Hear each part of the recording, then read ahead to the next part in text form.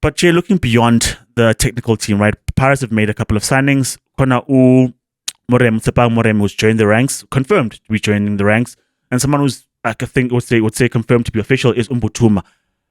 Those two signings, right? There's other rumors in terms of who might join the side, but those two we know are definitely in the bag. You look at the coaching hire and you look at these particular two signings. Are Pirates heading in the right directions with these particular signings? It doesn't feel like it, Chuck. In the case of Mbuthuma, I'll be very honest. Having watched him play at Richards Bay, and I realized that Richards Bay are a team that was struggling to create chances. He scored 6 goals in 27 games, and he's a forward. And I've not been convinced watching him at Richards Bay. He's certainly not the guy I would have thought in terms of, let me not say I've not been convinced, as though I don't think he's a PSL level player. But in terms of joining an Orlando Pirates, and if sitting here, the belief is that Orlando Pirates want to chase down Mamelodi Sundowns, having cut down the points gap in the league, at least from 23 points to then 12 points, and wanting to get even closer, maybe even overhaul Sundowns. I don't think Mbuthuma is who you go for. But also, in terms of the needs of Orlando Pirates, Moremi is a good player, is an exciting player. And I think maybe that might be in preparation, considering where he plays, for Orlando Pirates to lose their star boy, right, in Rele Buhile Mufokeng. So as there's no like for like replacement for Mufokeng. He is an uber talent, but you can do worse than a Moremi. But in terms of the needs of Orlando Pirates as well, Chuck, I'm not convinced from that point of view, right? Orlando Pirates need reinforcements in the middle of the park. For sure. You need to get younger than Umakaula. You recently gotten parted ways with Utim, and you don't get anything from Mundlondlon. He probably his time at Orlando Pirates has also probably come to an end, and essentially you have Umbata, in his prime and in that position. So you need players in that position. Also, you need a left back. We know Marco is gone. He's at Kaizer Chiefs now, and you have Ohoto, who has played as the left back a countless number of times, but also he's in his mid-30s, and yeah, you need reinforcements over on that side. So I don't know, in terms of a striker, when you have Mabasa and Mahopa, maybe like the top teams usually have 4. Orlando, like Mamelodi Sundowns, they do as well. So if you bring him in to be third in that stack of strikers, okay, in that case, right?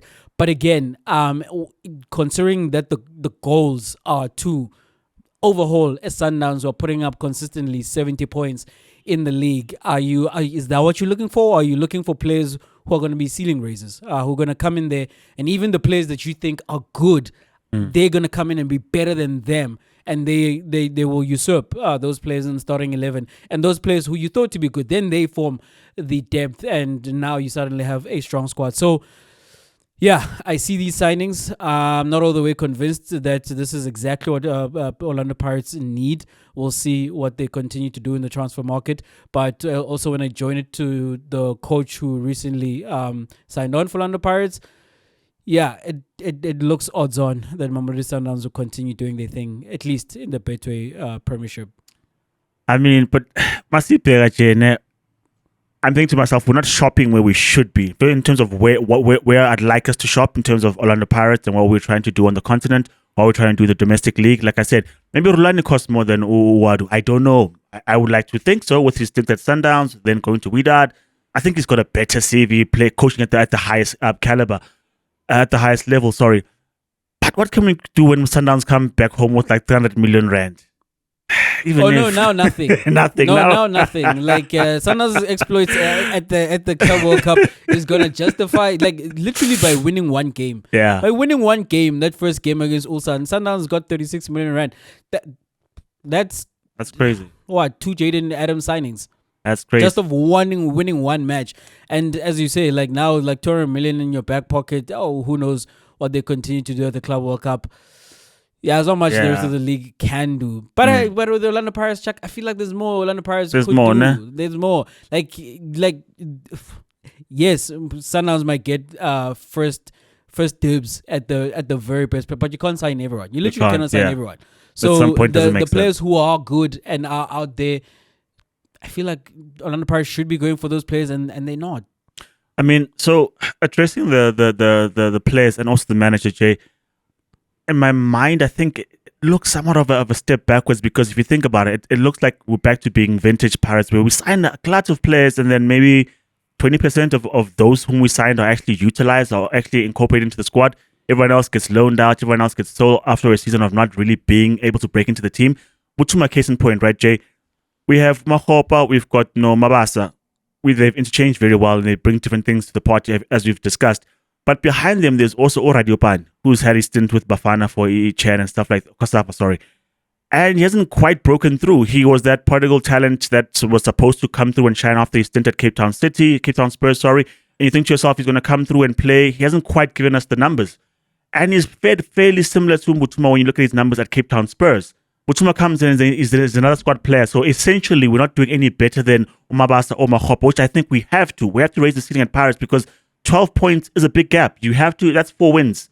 That's 4 more wins that we need in the season. So converting those draws into wins, number one, and number two, the tough matches against Sundowns convert because it was one apiece. Imagine you get 3 points of Sundowns. If you get 3 more points of Sundowns, you're definitely in there with a shout. So if you're not raising the level of goals in the team as far as the striking department is concerned, we haven't really taken a step up.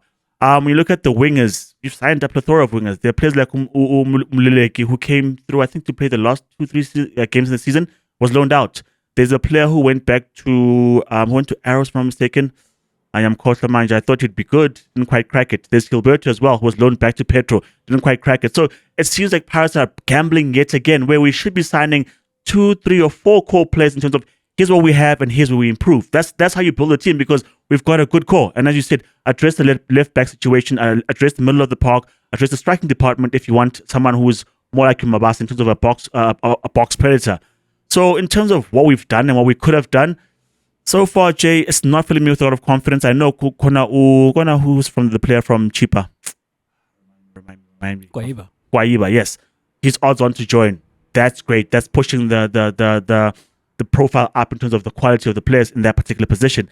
But outside of that, Jay, so far, not really impressed. I mean, I'd argue even that Chiefs with Munyani have done better for their own team in terms of addressing problems than Pirates have with these two players.